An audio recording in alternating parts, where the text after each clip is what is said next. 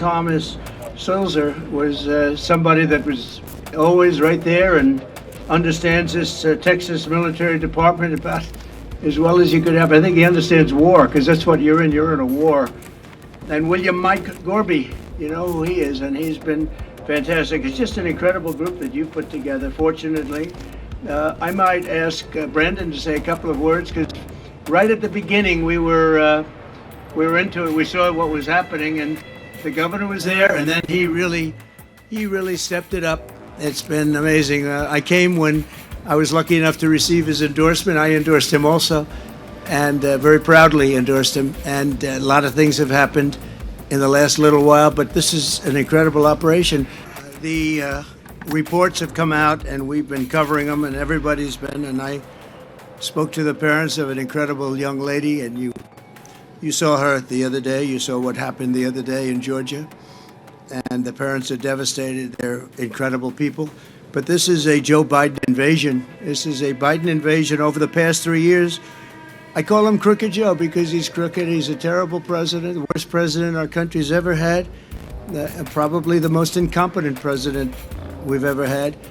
But it's allowing thousands and thousands of people to come in from China, Iran, Yemen, the Congo, Syria, and a lot of other nations. Many nations are not very friendly to us. He's transported the entire columns of fighting-aged men, and they're all at a certain age, and you look at them and say, they look like warriors to me. Something's going on that's bad. Now the United States is being overrun by the Biden migrant crime. It's a new form of vicious violation to our country. It's migrant crime. We call it Biden migrant crime, but that's a little bit long.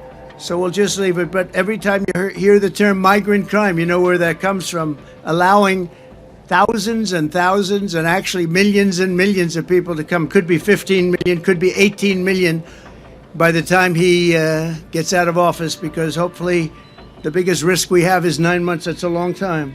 A lot of bad things can happen. I always say in speeches and rallies, it's if you take the 10 worst presidents in the history of our country and you added them all up, all of the problems, all of the lousy jobs they've done, you can add them all up. It's not as bad as this one man has done for our country. What he's done to our country is he's destroying our country. We were just talking before. The general was saying, he can't believe what's happening. He can't believe it. It's so sad. Last year, almost half of all ICE arrests were criminal aliens charged for more than 33,000 assaults, 3,000 robberies, 6,900 burglaries, 7,500 weapons crimes. This is all migrant crime. These are the people that are coming into our country, and they're coming from jails, and they're coming from prisons, and they're coming from mental institutions, and they're coming from insane asylums, and they're terrorists. They're being led into our country, and it's horrible. It's horrible. Joe Biden will never say Laken Riley's name, but we will say it, and we will remember it. We're not going to forget her. It's been just a horrible story that we've had to live with for the last few days. It's hard to believe. And her parents are just, they can never be the same. Great people. Horrible. Crooked Joe is the blood of countless innocent victims. It's so many stories to tell, so many. Mexico to give us 28,000 soldiers to take care of our border. We had the safest border in the history of our country, and now outside of this area where Texas has done an amazing job, and in a pretty short period of time, they're going to have it all covered. They showed me is nothing less than incredible. And I'll say this, it's a military operation. I mean, we have this is like a war. You can't come into our country, and Mexico agreed to it, and I'll tell you someday, I'll tell you why. Safe third agreements, asylum bans, Title 42, and rapid removals. But Title 42 was so important, rapid removal so important.